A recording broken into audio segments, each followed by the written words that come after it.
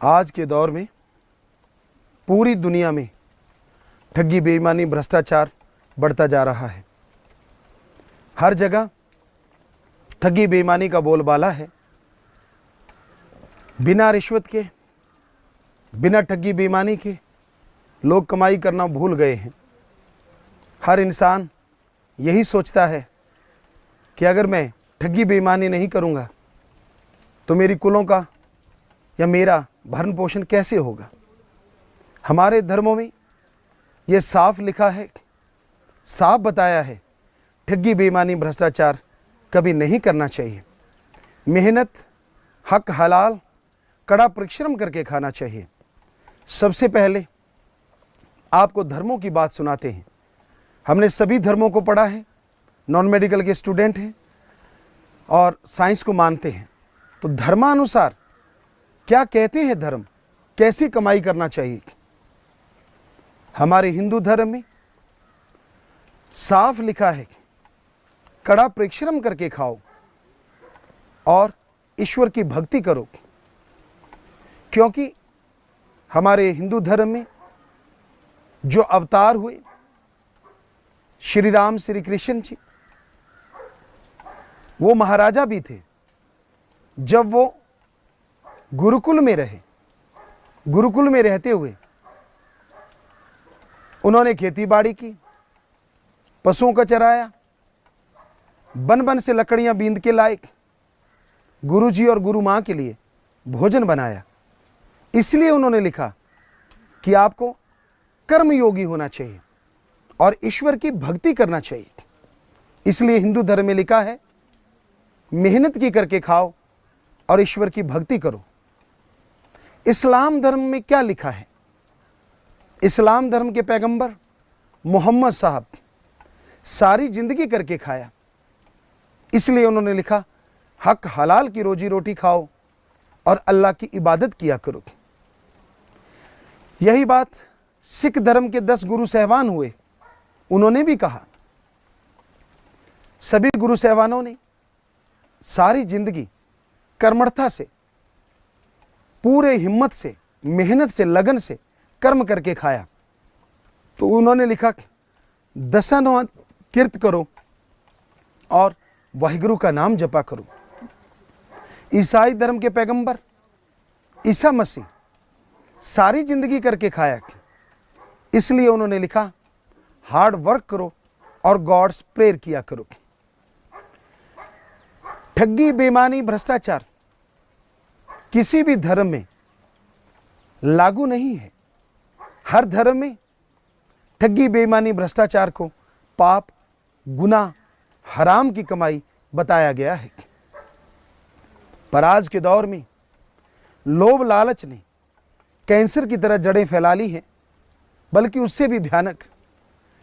हर इंसान दूसरे इंसान को बेवकूफ बना के उसका धन छीनना चाहता है। कोई बेईमानी करता है, कोई रिश्वतखोरी करता है, कोई मीठा प्यारा होके लोगों का हक मार लेता है। तो धर्मानुसार ये गुनाह है, ये पाप है। पुरातन समय की बात है, 4 दोस्त थे, लेकिन चारों के चारों ठग थे, डाकू थे। तो एक अलग जगह पे चले गए। कई दिन सफर किया, रात सफर किया, वहां पहुंचे और उन्होंने डाका डाला। बहुत बड़ी रकम मिली, हीरे जवाहरात, सोना चांदी। उसे लेके वो वापिस चलने लगे। एक दिन चले, अगली रात, अगला दिन चले, तो खाने का सामान खत्म हो गया। उनमें से 2 लोगों ने कहा, आप खजाने की रक्षा कीजिए और हम पास में शहर है, वहां से सबके लिए भोजन लेके आते हैं। तो 2 लोग खजाने के पास रुक गए और 2 लोग शहर से भोजन लेने चले गए। अब जो दो लोग खजाने के पास थे। उन्होंने आपस में बातचीत की, कहने लगे यार खजाना बहुत बड़ा है, लेकिन अगर इसके 4 हिस्से करेंगे तो बहुत थोड़ा थोड़ा खजाना आएगा। क्यों ना ऐसा हो कि इसके 2 हिस्से कर दें। दूसरा कहने लगा ये कैसे संभव है, ये कैसे हो सकता है। तो पहला कहने लगा बड़ा ही आसान काम है।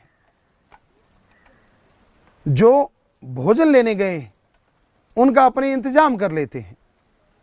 तो जो खजाने के पास थे उन्होंने आपस में सलाह की और पहरा देने लगे खजाने का।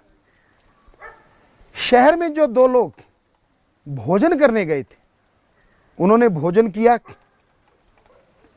भोजन करने के बाद उनके दिलो दिमाग में भी वही बात आई। एक कहने लगा यार खजाना बहुत बड़ा है, बहुत माल मिला है, लेकिन अगर इसके 4 हिस्से करेंगे थोड़ा थोड़ा हिस्से में आएगा। तो उन्होंने आपस में सलाह की, कहने लगे अपने उनका इंतजाम करते हैं। तो वो खाना खा के वापस जंगल में आ गए। अपने दोस्तों को कहने लगे लो भाई हम आपके लिए भोजन लाए हैं, आप आराम से बैठ के भोजन कीजिए। तो वो दोनों दोस्त खड़े हो गए सामने और कहने लगे यहाँ रख दीजिए। और जैसे वो भोजन रखने लगे उन्होंने तलवार तो हाथ में थी, झटके से तलवार चलाई, दोनों के सर कलम कर दिए, धड़ से सर अलग कर दिए। कहने लगे क्यों, अब खजाना आधा आधा हो गया, मिल बांट के खाएंगे, बहुत बड़ा खजाना है, पर अभी खाइए तो सही भोजन, पता चलेगा। दरअसल जो खाना खा के चले थे उन्होंने भोजन में विष मिला दिया था, जहर मिला दिया। तो वो दोनों खाना खाने लगे कि पहले खाना खाते हैं फिर खजाना बांटेंगे और चले जाएंगे। अब खाना खाते गए और थोड़ी देर में लमलेट हो गए क्योंकि उनकी मौत हो गई, जहर खा लिया। तो वो खजाना वहीं पड़ा रहा और चारों की मौत हो गई। तो इससे साबित होता है कि ठगी, बेईमानी, भ्रष्टाचार, दूसरे का सामान जो आप लूट के खाते हैं वो कभी फलता फूलता नहीं है।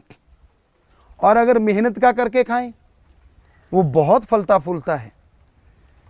हमने खुद देखा है। शास्त्रनाम जी दाता रहबर, शाह मस्तान जी दाता रहबर की कृपा से जिस घर में जन्म हुआ हमारे पूज्य पिताजी, वो बहुत हक हलाल की खाने वाले थे, हक हलाल का भोजन खाते, ठगी, बेईमानी, भ्रष्टाचार से बहुत गुरेज करते थे। सबको यही शिक्षा देते कि मेहनत की करके खाना चाहिए। और जैसे मेहनत की करके खाते, कोई चंद रुपए भी उनके खाने की कोशिश करता तो वो पैसा उनके कभी हजम नहीं हुआ। कभी कोई बीमार पड़ जाता, कभी किसी का पशुधन खत्म हो जाता। तो इस तरह मेहनत की कमाई करते हैं आप, आपके घर में फलती फूलती है, अगर कोई उसको लूटता है तो उसके हजम नहीं होती। ऐसी एक और बात हम आपको सुनाते हैं। एक बादशाह था, वो करके खाता था, मेहनत, हक हलाल, कड़ा परिश्रम, बहुत रियायत सुखी थी। उनका खुद का एक नौकर था और वो नौकर बादशाह का अपना नौकर था। राज्य के खजाने में से बादशाह उसे तनख्वाह नहीं देता था।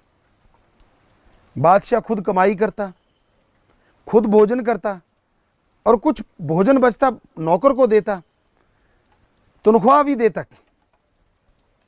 तो जो नौकर था वो दूर दराज इलाके से आया हुआ था। उसके पास एक संदेश आया, पैगाम आया कि भाई तेरी लड़की की शादी है,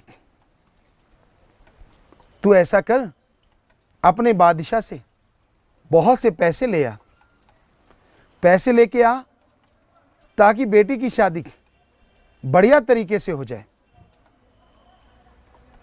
तो ये बात सुन के वो नौकर बादशाह को कहने लगा, हे बादशाह सलामत, मेरी बेटी की शादी है, मैं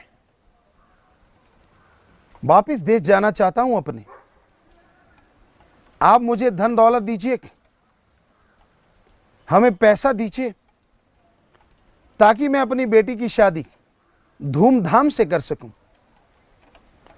बादशाह कहने लगा, भाई तू तो जानता है मैं मेहनत की करके खाने वाला हूं, हक हलाल की रोजी रोटी खाता हूं, तेरी तनख्वाह कई महीनों की बाकी है और मेरे पास मेरा पर्सनल खजाना नहीं, फिर भी तुझे मैं कुछ अशरफियां दूंगा।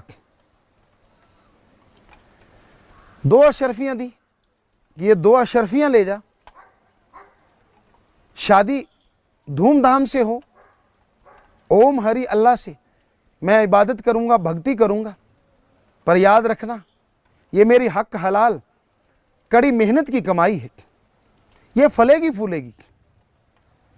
नौकर चुप रहा, क्योंकि बादशाह के सामने नौकर क्या बोल सकता है। नौकर ने पैसा लिया, 2 अशरफियां ली, उनको नमस्कार किया और अपने घर को चल दिया। घोड़े पे जा रहा था, रास्ते में एक मुकाम आया, जगह आई, अनार बहुत थे। उस नौकर ने सोचा और तो सामान क्या करना है, अनार ले चलते हैं। 2 अशरफियों के अनार बहुत आ गए, उस जमाने में बहुत आ जाते थे। तो उसने घोड़े पे रखे, 2 गठरियां बांध ली और चल दिया। एक दिन एक रात, आगे कोई ढिंढोरा पीट रही थी, अनाउंसमेंट हो रही थी। उसने सुना असल में वहां के बादशाह की बेटी बीमार थी और हकीमों ने कहा कि बादशाह सलामत, अभी अनार का जूस अगर मिल जाता है हम दवा देंगे और आपकी बेटी बिल्कुल ठीक हो जाएगी, अदरवाइज आपकी बेटी को कोई बचा नहीं सकता। ढिंढोरा पिटवाया जा रहा था, अनाउंसमेंट हो रही थी कि बादशाह की बेटी बीमार है, जो इस समय अनार देगा वो मुंह मांगा इनाम ले सकता है। उस नौकर ने अनाउंसमेंट वाले के पास जाकर पूछा, क्या अनार दिए जा सकते हैं और बादशाह वाकई मुंह मांगी मुराद पूरी करेगा? कहता हाँ, 2 कहाँ हैं, क्योंकि वो भी बादशाह का नौकर था। वो जानता था कि अगर इस नौकर को दूंगा तो ये खुद अपना नाम करेगा। वो कहने लगा, भाई मैं इंतजाम कर सकता हूं, पर मुझे बादशाह से मिला दो। कहने लगा ठीक है। उसको बादशाह के सामने पेश किया गया। कहने लगा, बादशाह सलामत, आपकी बेटी बीमार है। कहता हाँ। उसको अनार चाहिए, जूस चाहिए? कहता बिल्कुल चाहिए और मुंह मांगा इनाम दूंगा। तो वो नौकर जिसकी बेटी की शादी थी जा रहा था, वहां से अपने घोड़े को खींच के लाया। कहने लगा, बादशाह सलामत, इसकी पीठ पे 2 गठरियां जो हैं वो सब अनार हैं, जितना मर्जी जूस बना लीजिए। सारे अनार वहां ढेरी कर दिए। बादशाह बहुत खुश हुआ। हकीम जो थे उन्होंने उसका जूस निकाला, दवा तैयार की और बादशाह की बेटी को पिला दिया। थोड़ी देर में बादशाह की बेटी ने आंखें खोल ली, उसकी बेहोशी टूट गई, वो उठ के बैठ गई। बादशाह बहुत खुश हुआ।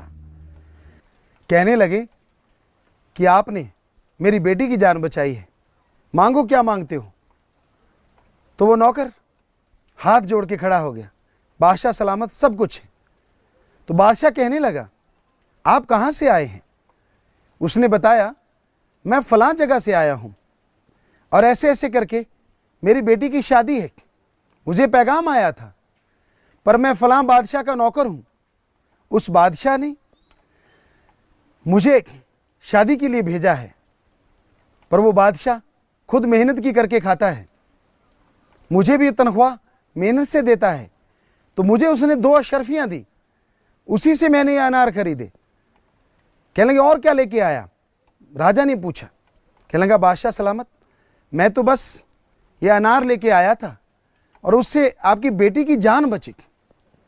तो बादशाह बहुत खुश हुआ, कहने लगा ऐसा करो 4 रथ लेके आओ, सब सोना हीरे जवाहरात से लबालब भर दो, 3 रथ भर दो और 1 रथ पे इसको बिठा के घोड़े आगे लगा लो, पीछे लगा लो, इसको इसके घर छोड़ के आओ, शादी में सब लोग साथ दो। तो उस नौकर को घर छोड़ने गए और उसने अपने बादशाह को लंबा लेट के माथा टेका, सजदा किया, कहने लगा बादशाह तूने मुझे अपनी मेहनत की कमाई की 2 अशरफियाँ नहीं दी, बल्कि वो दौलत दी जिससे मेरा इस राजा के दरबार में इतना मान सम्मान हुआ और अब मेरी बेटी की शादी धूमधाम से होगी। सो कहने का मतलब, मेहनत की कमाई हमेशा फलती फूलती है और ठगी बेईमानी भ्रष्टाचार की कमाई बर्बाद कर देती है। हम सत्संगे करते रहते हैं और सत्संगे करते करते हम ऐसी जगहों पे गए, यहाँ बहुत बड़े राजमहल थे, संगे मरमर यहाँ लगा हुआ था, बहुत कुछ था, लेकिन वहाँ देखने में आया सब कुछ होते हुए भी उनके बेटा नहीं था, बहुत टेंशन में थे, बहुत नशे में थे, सब कुछ तो था लेकिन अंदर का चैन नहीं था, अंदर की शांति नहीं थी, बेचैनी का आलम था, बहुत तड़प रहे थे वो। तो साफ पता चलता है कि ठगी बेईमानी से कभी किसी का भला नहीं हो सकता। ठगी बेईमानी की कमाई हमेशा दुखदाई होती है और आज के दौर में हर कोई इस कमाई पे लगा हुआ है। लोग ठगी बेईमानी भ्रष्टाचार कमाते हैं, विदेशों में जमा करते हैं, उनका नंबर अपने पास है, लेकिन ऐसा नहीं है कि अपने देश में ऐसा नहीं है, बहुत कुछ है। लोग जो बेईमानी से पैसा कमाते हैं, जो भ्रष्टाचार से पैसा कमाते हैं, वो इंसान के शांति को ख़त्म करता है, प्यार मोहब्बत को ख़त्म करता है, तंदुरुस्ती को ख़त्म करता है। इसलिए ठगी बेईमानी भ्रष्टाचार से पैसा नहीं कमाना चाहिए। मेहनत हक हलाल से रोजी रोटी खाओ, मेहनत की कमाई सुखों की खान है। कबीर साहब ने लिखा है, माया होई नागणी जगत रही ढहकाए, जो इसकी सेवा करे उसको ही ये खाए। कि पाप जुल्म की जो कमाई है वो नागनी की भांति है। जिस तरह नागनी को अगर कोई पालना चाहे, उसकी सेवा करे, पता नहीं कब वो डंक चला दे, उसी तरह ठगी बेईमानी है, भ्रष्टाचार है, इसकी कमाई पता नहीं कब दगा दे दे।